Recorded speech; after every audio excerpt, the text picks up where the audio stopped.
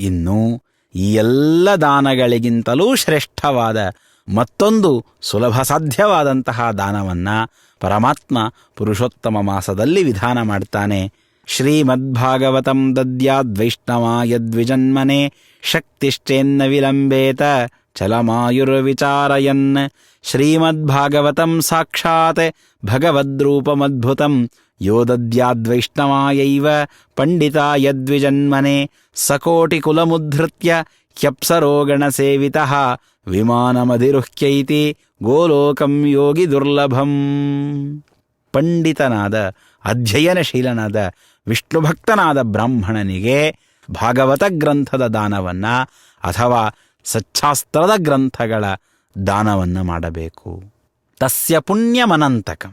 ಭಾಗವತ ಗ್ರಂಥದ ದಾನ, ಸಚ್ಛಾಸ್ತ್ರ ಗ್ರಂಥಗಳ ದಾನವನ್ನು ಮಾಡಿದರೆ ಏನು ಪುಣ್ಯ ಪಡಿತೇವೆ ಅದನ್ನು ಲೆಕ್ಕ ಹಾಕಲಿಕ್ಕೆ ಸಾಧ್ಯವಿಲ್ಲ. ಜ್ಞಾನ ಬಂದು ಬಿಡ್ತದೆ. ಗರುಡ ಪುರಾಣದಲ್ಲಿ ಪರಮಾತ್ಮ ಗರುಡನಿಗೆ ಹೇಳ್ತಾನೆ, ವೇದಗಳ ಪುಸ್ತಕವನ್ನು ದಾನ ಮಾಡಿದರೆ ವೈದಿಕವಾದ ಜ್ಞಾನವನ್ನು ಪಡಿತಾನೆ ಮನುಷ್ಯ. ಉಳಿದೆಲ್ಲ ದಾನಗಳೇನಿವೆ ಆ ಎಲ್ಲ ದಾನಗಳಿಂದ ಜ್ಞಾನ ಪ್ರತಿಬಂಧಕವಾದ ಪಾಪಗಳು ವಿನಾಶವಾಗತಕ್ಕಂತಹ ಕರ್ಮಗಳನ್ನು ಅನುಷ್ಠಾನ ಮಾಡತಕ್ಕಂತಹ ಯೋಗ್ಯತೆ ಬರ್ತದೆ. ಕನ್ಯಾದಾನ, ಹಿರಣ್ಯದಾನ, ಅನ್ನದಾನ, ಈ ಎಲ್ಲ ಏನು ದಾನಗಳಿವೆ ನೋಡಿ, ಈ ಎಲ್ಲ ದಾನಗಳನ್ನು ಮಾಡುವುದರಿಂದ ಗಂಗಾ ಸ್ನಾನವನ್ನು ಮಾಡ್ತಕ್ಕಂತಹ ಯೋಗ್ಯತೆ ಬರ್ತದೆ, ಬದರಿ ಯಾತ್ರೆ ಮಾಡ್ತಕ್ಕಂತಹ ಯೋಗ್ಯತೆ ಬರ್ತದೆ, ಪರಮಾತ್ಮನಾಗೆ ಪ್ರಿಯರಾದಂತಹ ಜನರ ಸೇವೆಯನ್ನು ಮಾಡ್ತಕ್ಕಂತಹ ಯೋಗ್ಯತೆ ಬರ್ತದೆ. ಆ ಗಂಗಾ ಸ್ನಾನ, ಬದರಿಯಾದಿ ಕ್ಷೇತ್ರಗಳ ದರ್ಶನ ಮಾಡುವುದರಿಂದ ಜ್ಞಾನ ಪ್ರತಿಬಂಧಕವಾದ ಪಾಪಗಳನ್ನು ಪರಿಹಾರ ಮಾಡಿಕೊಂಡು ಮನುಷ್ಯ ಜ್ಞಾನವನ್ನು ಪಡೆದುಕೊಳ್ಳುತ್ತಾನೆ. ಭಾಗವತ ಗ್ರಂಥದ ದಾನ ಅಥವಾ ಸಚ್ಛಾಸ್ತ್ರಗಳ ಗ್ರಂಥದ ದಾನವನ್ನು ಮಾಡಿದರೆ ಹಾಗಲ್ಲ, ಜ್ಞಾನ ಪ್ರತಿಬಂಧಕವಾದ ಪಾಪಗಳೇ ವಿನಾಶವಾಗಿ ಅವನು ಜ್ಞಾನವನ್ನು ಪಡೆದುಕೊಳ್ತಾನೆ. ಶ್ರೇಷ್ಠವಾದದ್ದು ಭಾಗವತ.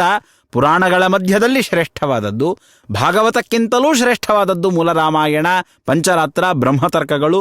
ಅದಕ್ಕಿಂತಲೂ ಶ್ರೇಷ್ಠವಾದದ್ದು 4 ವೇದಗಳು. ಆ 4 ವೇದಗಳಿಗಿಂತಲೂ ಶ್ರೇಷ್ಠವಾದದ್ದು ಮಹಾಭಾರತ. ಆ ಮಹಾಭಾರತದಲ್ಲಿಯೇ ಶ್ರೇಷ್ಠವಾದದ್ದು ಭಗವದ್ಗೀತೆ ಮತ್ತು ವಿಷ್ಣು ಸಹಸ್ರನಾಮಗಳು. ಈ ಎಲ್ಲ ಸಮಗ್ರ ಶಬ್ದ ಪ್ರಪಂಚವನ್ನೂ ನಿರ್ಣಯ ಮಾಡಿದಂತಹ ಬ್ರಹ್ಮಸೂತ್ರಗಳೇನಿವೆ ಅವು ಸರ್ವಸರ್ವೋತ್ತಮವಾದಂತಹ ಗ್ರಂಥಗಳು.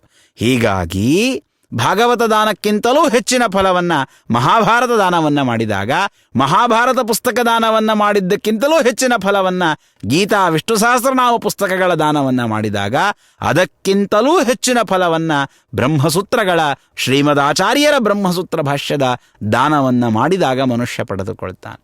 ಪಂಡಿತಾಚಾರ್ಯರು ಹೇಳ್ತಾರಲ್ಲ, ಶ್ರೀಮದಾಚಾರ್ಯರ ಗ್ರಂಥಗಳಲ್ಲಿರ್ತಕ್ಕಂತಹ ಒಂದು ಅಕ್ಷರವನ್ನು ಬರೆದರೆ ಗಂಗಾ ನದಿಯ ತೀರದೊಳಗೆ ವಿಷ್ಣು ಮಂದಿರವನ್ನು ಕಟ್ಟಿಸಿದಂತಹ ಪುಣ್ಯ ಬರ್ತದೆ.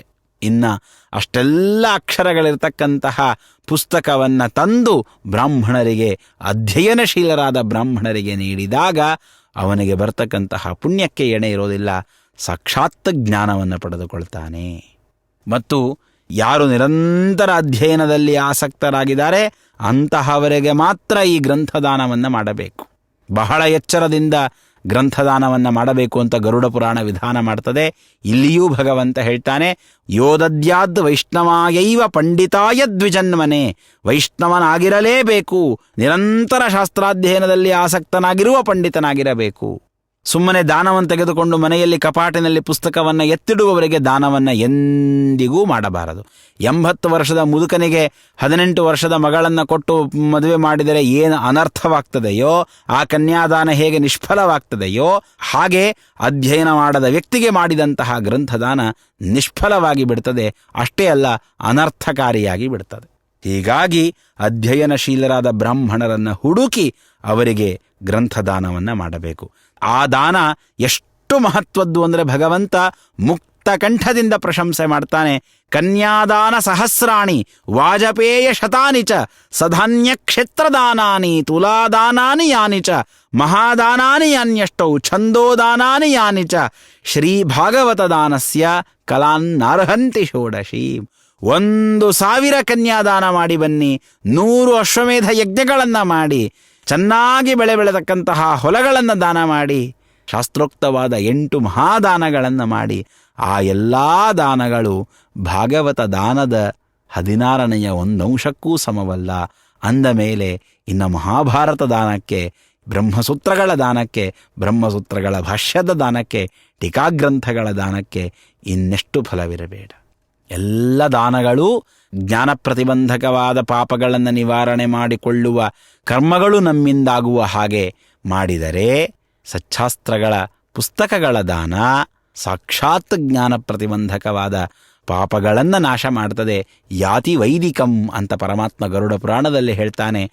ವೈದಿಕವಾದ ಜ್ಞಾನವನ್ನು, ಶುದ್ಧವಾದ ತತ್ವಜ್ಞಾನವನ್ನು ಅವನು ಪಡೆದುಕೊಳ್ಳುತ್ತಾನೆ. ತಸ್ಮಾದ್ಯತ್ನೇನ ತದ್ದೇಯಂ ವೈಷ್ಣವಾಯ ದ್ವಿಜನ್ಮನೆ ಸಂಭುಷ್ಯ ವಸ್ತ್ರಭೂಷಾಭಿ ಹೇಮ ಸಿಂಹಾಸನ ಸ್ಥಿತಂ. ಅಧ್ಯಯನಶೀಲನಾದ ಬ್ರಾಹ್ಮಣನನ್ನು ಹುಡುಕಿಕೊಂಡು ಹೋಗಿ ಅವನಿಗೆ ಆದರ ಮಾಡಿ, ಗೌರವ ಮಾಡಿ, ಅವನಿಗೆ ಪುಸ್ತಕ ದಾನವನ್ನು ಮಾಡಬೇಕು. ಬಹಳ ಶ್ರೇಷ್ಠಕರವಾದದ್ದು. ಅಧಿಕ ಮಾಸದಲ್ಲಂತೂ ಅತ್ಯಂತ ಹೆಚ್ಚಿನ ಫಲದಾಯಕವಾದದ್ದು. ಅವಶ್ಯವಾಗಿ ಮಾಡಲೇಬೇಕಾದಂತಹ ದಾನ ಅದು ಸಚ್ಛಾಸ್ತ್ರಗಳ ಪುಸ್ತಕಗಳ ದಾನ, ಶ್ರೀ ಭಾಗವತ ದಾನ.